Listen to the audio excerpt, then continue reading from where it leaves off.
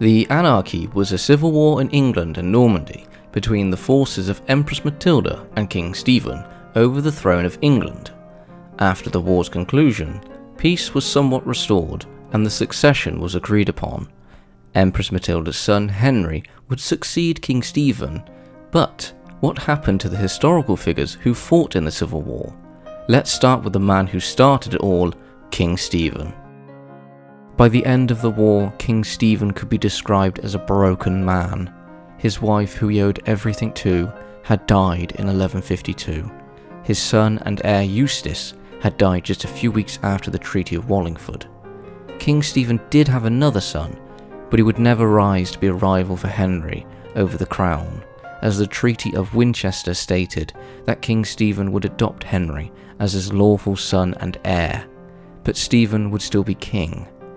The first part of the peace agreement that was enacted was the destruction of several castles and counter-castles built during the Civil War. King Stephen did destroy a few, while some were just abandoned. The king ordered that new coinage be made in order to show a return to normality and to state his royal authority was set and that he was the king. Another act the king took to restore royal authority was to hold a large gathering in the north of England at the city of York.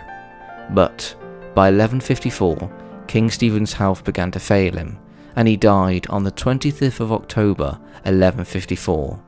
His death brought an end to the Norman kings of England and the rise of the Plantagenet dynasty. Empress Matilda. She had been living in Normandy since 1148 and was busy handling the day-to-day administration there. She also had the difficult task of keeping the Norman nobles in line, and of course the French king was still looking for a way to get back at Henry over his marriage to Eleanor of Aquitaine, so Empress Matilda had to be vigilant.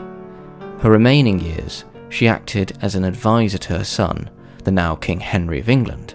She attended most of the important council meetings and held a great deal of influence over the court and Henry. One example of her influence was during a meeting in 1155. Henry wanted to invade Ireland, but the plan never materialised as Empress Matilda disapproved over such a costly and time-consuming campaign. The Empress had also been a patron of two monks of Bec. Empress Matilda had always been a spiritual lady. Of course, it's given that most people in Western Europe were religious. The nobility expressed their devotion with sponsors and grand building projects. She supported many religious orders. In her later life, however, Empress Matilda experienced tragedy, as two of her sons died, yet she got to enjoy having many grandchildren. One pivotal moment in English history Empress Matilda was a part of was the election of a new Archbishop of Canterbury. King Henry did have influence over the choice, and he chose a close friend, Thomas Becket. Empress Matilda greatly disapproved of Becket being Archbishop, but her influence could only go so far, and Becket was selected. Of course, when the disputes between Henry and Becket began, Thomas wrote to the Empress, writing, "You ought, if you please, employ the diligence of a mother and the authority of a lady to recall him to duty. You, who acquired the kingdom and the duchy for him with much effort and transmitted hereditary rights to him in succession." Becket is saying that Henry isn't playing fair, and that the Empress, as a good woman, should sort Henry out. But how Empress Matilda retorts back in a letter truly shows her characteristic and personality off. She writes, "To Thomas, Archbishop of Canterbury, Empress Matilda, the Lord Pope charged and enjoined me for the remissions of my sins to intervene to re-establish peace between my son, the King, and you, and attempt to reconcile you with him. Then, as you know you also asked me, wherefore with greater dedication, as much for the honour of God as for the honour of the Holy Church. I took pains to begin and manage the matter, but it seemed very grace to the king and his barons and council, since he asserts that though he loved and honoured you and made you lord of his whole kingdom and all his lands, and raised you greater honour than anyone in his lands, so that he should believed more securely in you than in any other. You disturbed his whole kingdom against him as much as you could, so that little was left for you to do but to disinherit him by force. One thing more I tell you truly, that you cannot recover the grace of the king except by great humility and most evident moderation." This is a brilliant letter from Empress Matilda. Not only is she telling Becket off for his own presumptuous behaviour, but she is reminding him of where all his good graces have come from, as she was opposed to him being elected to the position in the first place. This was a woman who Becket didn't want to mess with, as she was firmly on Henry's side in the matter. Becket never responded back to her. One of Empress Matilda's last acts was to mediate between the King of the Franks and the King of England over territories, and again in the letter to the French king, she's straight to the point and blunt. She writes, "To Louis, by grace of God, excellent King of the Franks, and her natural lord, Matilda, Empress and daughter of a king, greetings and loyal service with love. May your excellency recall that I have often asked you about the quarrel between you and my son, the King of England, but you have made no response which satisfies or informs me.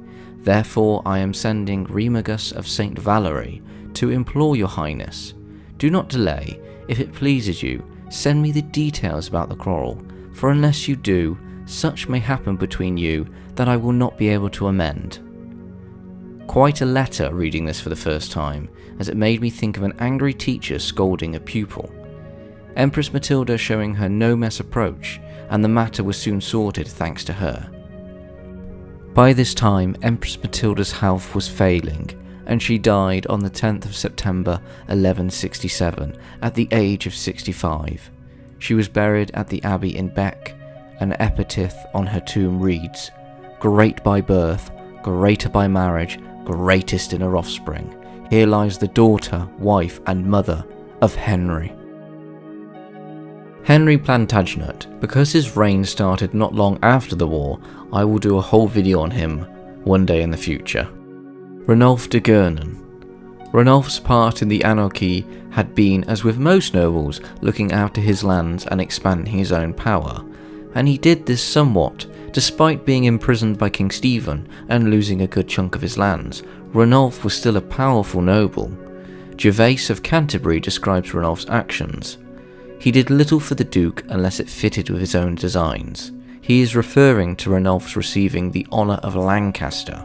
Ranulph had made his peace with the King of the Scots David over the lands in Carlisle. The young King Henry would have to watch his back, as Ranulph had shown he was quite willing to swap sides if he sensed opportunity. But Ranulph had little chance to betray the future king, as in December of 1153 Ranulph was enjoying a feast at William Peveril the Younger's estate when he was poisoned. Ranulph did not die shortly after, but suffered a long and painful death. William of Ypres was King Stephen's right-hand man. He had been with him for most of the campaigns, the Battle of Lincoln, the Siege of Oxford, etc. King Stephen had rewarded him well with vast estates in Kent, but as William was a mercenary and a foreigner, he wasn't popular with the nobility, and by the late 1140s he was completely blind, meaning he was now of little use to King Stephen, and by the time Henry became king, he would have little favour for the man who fought his mother all throughout the Civil War. William gave up his lands in Kent as he had no friends at the English court and left for Loo in Flanders, where he died sometime around the 1160s. Bishop Henry of Winchester. Henry had been instrumental in the peace treaty that ended the Civil War and set out the terms of the Treaty of Winchester, along with the Archbishop of Canterbury, Theobald of Bec. Henry had also been a powerful player during the Anarchy, but after the war he faded into the background, only appearing when important matters arose, such as the constitutions of Clarendon, which saw King Henry try to curb church authority in England. Bishop Henry was also one of Thomas Becket's biggest patrons, and even after Becket's murder, Bishop Henry continued to support his family. In August of 1171, Bishop Henry died. We think he's buried in Winchester Cathedral, but the sources conflict each other, as one states William II is buried in the sarcophagus. John Fitzgilbert, or John Marshall, was a powerful noble during the Anarchy, but he's overshadowed by his more famous son, William Marshall. John initially supported King Stephen, but after the Battle of Lincoln, like a few nobles, he switched sides, but never rejoined the king's company. After the war, we hear very little from John. He may have been content with his holdings under King Henry, but I don't have a lot of information on John after the war. He died in 1165, and his title of Marshal would later be claimed by his son, the legendary knight William Marshall. Theobald of Bec, Archbishop of Canterbury. Theobald was an important figure in ending the Anarchy, as he and Henry of Winchester worked together to ratify the Treaty of Wallingford-Winchester shortly after the war. Theobald began to receive praise for his acts in ending the war. Osbert of Clare wrote a letter to Theobald, praising him for helping end the Civil War. One part of the letter says the following: "You have restored order to our distracted country." When King Stephen died, Henry was in Normandy and didn't arrive in England for 6 weeks. Theobald acted as regent.